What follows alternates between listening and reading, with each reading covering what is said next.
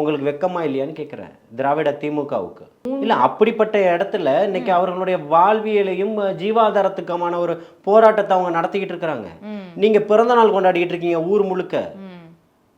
நடன நடிகைகளை வச்சு குத்தாட்டம் போட்டுக்கிட்டு அதை உட்காந்து இரு அமைச்சர்கள் ரசிச்சுக்கிட்டு இருக்கிறீங்க.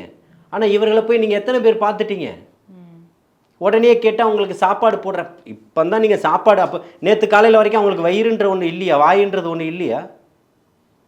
அப்போ இவங்களுடைய போராட்டம் என்ன? சாப்பாடு போட்டால் இந்த போராட்டத்தை மடைமாற்றம் வேலையை செஞ்சிடலாம், நீர்த்து போக வச்சிடலான்றது தான் இந்த அமைச்சரனுடைய வேலையாகவும் இந்த மேயர்னுடைய வேலையாகவும் இந்த முதல்வருடைய வேலையாகவும் இருக்கா? இது எவ்வளவு பெரிய அவமானம். இதுதான் சமூக நீதியினுடைய பார்வையாக இருக்கா?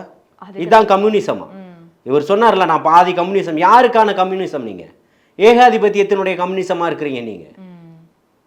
அதுதான் இங்கே மிகப்பெரிய ஒரு குற்றச்சாட்டாக எழும்புது. ஓகே, அப்போ இருக்கக்கூடிய போராடக்கூடிய மக்களின் பக்கமே நீங்க இல்லையே. நீங்க சமூக நீதியை பேசுறதும் கம்யூனிசத்தை பேசுறதும் எப்படி ஏற்புடையதா இருக்கும்? மக்கள் உங்கள் மேல மிகப்பெரிய அதிருப்தியில் இருக்கிறாங்க. அந்த அதிருப்தி அதை நீங்க அவங்களுக்கு சாப்பாடு போட்டோன்னு மறைஞ்சிருமா? சென்னையில் இருக்கக்கூடிய உங்களுக்கு சாப்பாடு போட்டுட்டீங்க, மற்ற தமிழகம் முழுக்க இருக்கக்கூடியவங்களுக்கு என்ன பண்ண போறீங்க? காசே இல்லையே, இப்போ எதுக்கு இங்க இருந்து காசு வந்துச்சு? அதுக்கெல்லாம் பதில் வேணும்ல. அவங்க கிட்ட